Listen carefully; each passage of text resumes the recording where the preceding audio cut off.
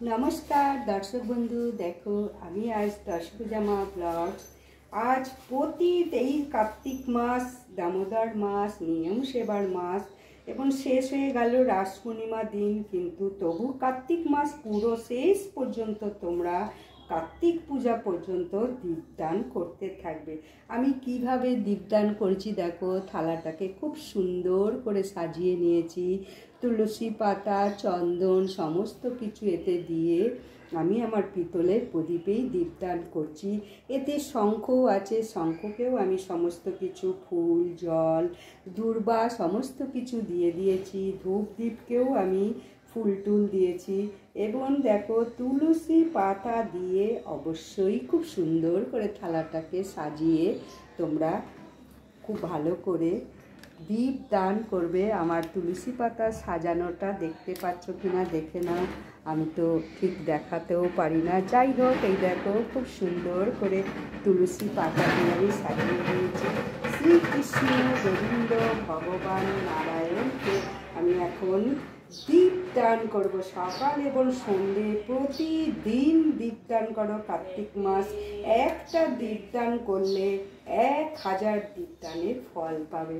তাহলে দীপদান করার নিয়ম, প্রথমে চরণে 4 বার দেখাবে আস্তে আস্তে খুব সুন্দর করে, তারপরে বুকে 2 বার, মুখমণ্ডলে 3 বার এবং সারা অঙ্গে 7 বার শ্রীকৃষ্ণ ভগবানকে দীপদান করবে। আর বেশি দিন সময় নেই, তোমরা কিন্তু অবশ্যই দীপদান করো। আমার দীপদানে দেখো ধূপ আছে, শঙ্খ আছে, প্রদীপ আছে এবং খুব সুন্দর করে পাত্রটা সাজিয়ে নিয়েছি। সাজিয়ে নিলে ভীষণ খুশি হবে। আর বিশেষ করে তুলসী পাতা দিয়ে সাজাবে। তুলসী পাতা তো শ্রীকৃষ্ণ গোবিন্দের চরণে চন্দন সহযোগে তো দেবেই এবং তুলসী পাতা সহযোগে দীপদান করবে। তুলসী কাষ্ঠের দীপদান করলেও ভীষণ প্রসন্ন হন। আমি তুলসী কাষ্ঠের দীপদানটাও দেখাবো একদিন সন্ধেবেলা।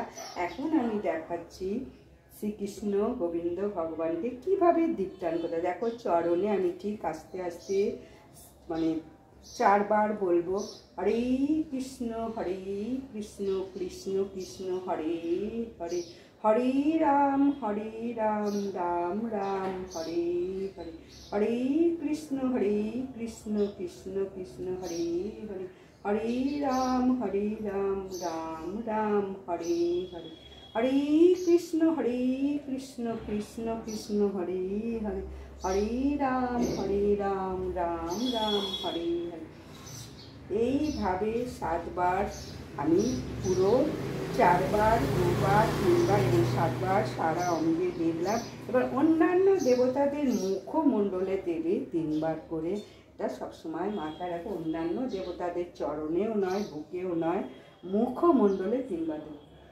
হরে কৃষ্ণ কৃষ্ণ কৃষ্ণ হরে হরে, হরে রাম রাম রাম হরে হরে, শ্রীকৃষ্ণ চৈতন্য প্রভু নিত্যানন্দ যোগী হরে কৃষ্ণ হরে রাম জয় রাধা গোবিন্দ, ভজ গৌরাঙ্গ কহ গৌরাঙ্গ লহ গৌরাঙ্গীর নামে রে, ভজ গৌরাঙ্গ কহ গৌরাঙ্গ লহ গৌরাঙ্গের নামে রে, ইসু মালকী বসু বাড়ি শঙ্খ বাজিয়ে তোমায় এনেছি ঘরে, সুগন্ধি ধূপ জেলে আসন পেতেছি, আমারই ঘরে থাকো আলো করে, আমারই ঘরে থাকো আলো করে, আমারই ঘরে থাকো আলো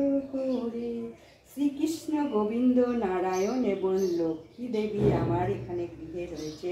তোমরা রাধা কৃষ্ণকেও দিতে পারো, গোপালকেও দিতে পারো। দেখো জগন্নাথ এবং বলরামও রয়েছে, জগন্নাথ বলরামকেও দিতে পারো। সমস্ত দেবদের মানে দেবতাদের, নারায়ণের দেবতা যে সব সেই সব বিষ্ণুকে দিতে পারো। যার যা ঘরে মানে নারায়ণ আছে, যেরকম আর নরসিংহকেও দিতে পারো। সমস্ত কিছু এইসব দেবতাদের দিতে পারো। তাহলে ভিডিওটা ভালো লাগলে অবশ্যই লাইক সাবস্ক্রাইব শেয়ার করে দাও। আমার দীপদান কেমন লাগলো আমি প্রতিদিন সন্ধ্যাবেলা তুলসী মাতাকে দিই এবং সকাল সন্ধে শ্রীকৃষ্ণ গোবিন্দ নারায়ণকে এইভাবে দিই। সন্ধেবেলা তো ফুল থাকে না, সন্ধেবেলা আমি তুলসী পাতা, ধূপ এবং জলশঙ্খ দিয়ে আমি দীপদান করে থাকি। আকাশ দীপদানটা অবশ্যই তোমরা একদিন করবে। কার্তিক মাসে একদিন আকাশ দীপদান করলে 1000 দিনের দীপদান তোমাদের মানে ফল লাভ করবে, আর পূর্বপুরুষরাও ওপর থেকে আশীর্বাদ করবে এই আকাশ দীপদান যদি দিতে পারো। আকাশ দীপদানটা কিন্তু দিতে ভুলো না। আমি আকাশ দীপদানটা দেব খুব সুন্দর একটা বার থেকে বৃহস্পতিবার আমি আকাশ দীপদান দেব। তোমরাও কিন্তু এই রকমভাবে যারা যারা রাস পূর্ণিমায় দেওনি তারা, আমি রাস পূর্ণিমাতেও দিয়েছি, দেখানো হয়নি, কিন্তু আমি আবার ওই বৃহস্পতিবার আকাশ দীপদানটা দেখাবো। নমস্কার, বিদায়। ভিডিওটা ভালো লাগলে অবশ্যই লাইক, সাবস্ক্রাইব, শেয়ার করে দাও। কেমন লাগলো আমার ভিডিওটা একটু অবশ্যই বলবে কেমন লাগলো। জয় শ্রীকৃষ্ণ গোবিন্দ নারায়ণের জয়। ও হে হরি তোমায় করি নিবেদন, ভক্তি করে সেবা করো কাঙালির ধন। ও হে হরি তোমায় করি নিবেদন, ভক্তি করে সেবা করো কাঙালির ধন। ও হে হরি তোমায় করি নিবেদন, ভক্তি করে সেবা করো কাঙাল।